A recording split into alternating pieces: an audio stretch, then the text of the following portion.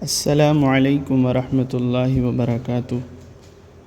ایک ایسا روزہ جس سے 2 سال کے گناہ معاف ہو جاتے ہیں۔ ویسے تو یہ ذی الحج کے ایام چل رہے ہیں، راتیں چل رہی ہیں۔ یہ ایام اور یہ راتیں بڑی فضیلت والی ہیں۔ احادیث شریفہ میں ان کی بڑی فضیلت وارد ہوئی ہے۔ اللہ کے رسول صلی اللہ علیہ وسلم نے ارشاد فرمایا کہ جو شخص ان ایام میں سے کسی بھی ایک دن ایک روزہ رکھ لے تو ایک روزے کا ثواب 1 سال کے روزوں کے برابر ہے، اور اگر کوئی شخص ان راتوں میں سے کسی ایک رات کی بھی عبادت کر لے تو ایک رات کی عبادت کا ثواب لیلۃ القدر یعنی شب قدر میں عبادت کے برابر ہے۔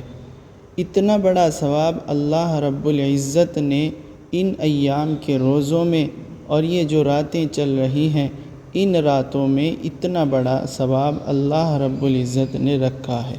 تو یہ دن اور یہ راتیں بڑی فضیلت والی ہیں، لیکن ایسا روزہ جس روزے کے رکھنے سے اللہ کے نبی صلی اللہ علیہ وسلم نے ارشاد فرمایا کہ 2 سال کے گناہ معاف ہو جائیں گے، وہ کون سا روزہ ہے؟ وہ عرفہ کا روزہ ہے، یعنی 9 ذی الحج کا روزہ ہے، اور اس روزہ رکھنے والے کو جہنم سے آزاد کر دیا جاتا ہے۔ اللہ کی طرف سے اس کے لیے بخشش کے وعدے فرمائے گئے ہیں۔ تو کون سا روزہ ہے جس سے جو شخص یہ روزہ رکھ لیتا ہے تو شیطان کو بڑا افسوس ہوتا ہے؟ وہ کہتا ہے میری محنت پر پانی پھر گیا ہے، میری محنت ضائع ہو گئی۔ تو اتنا بڑا ثواب اللہ رب العزت نے اس روزے کے اوپر رکھا ہے۔ حدیث کے اندر آتا ہے کہ شیطان کو اس دن سے ذلیل و خوار نہیں دیکھا گیا ہے، یعنی اس دن سے زیادہ افسوس کرتا ہوا نہیں دیکھا گیا ہے، کیونکہ وہ اس دن میں اللہ کی رحمت کو اترتا ہوا دیکھتا ہے، اللہ کی رحمتوں کو نازل ہوتا ہوا دیکھتا ہے، اور اللہ کے جو بڑے بڑے گناہ گار بندے ہیں ان کی بخشش ہوتے ہوئے دیکھتا ہے۔ تو اس لیے ہمیں اس روزے کو رکھنا چاہیے۔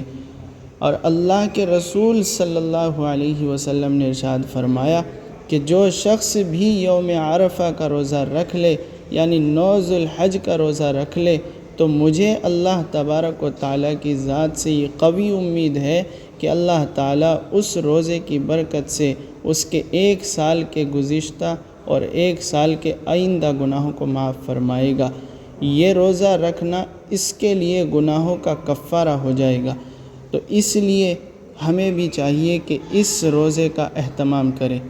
تو اس معلومات کو ثواب کی امید رکھتے ہوئے دوسروں تک ضرور پہنچائیں۔ اللہ تبارک و تعالی ہمیں کہنے سننے سے زیادہ عمل کی توفیق عطا فرمائے۔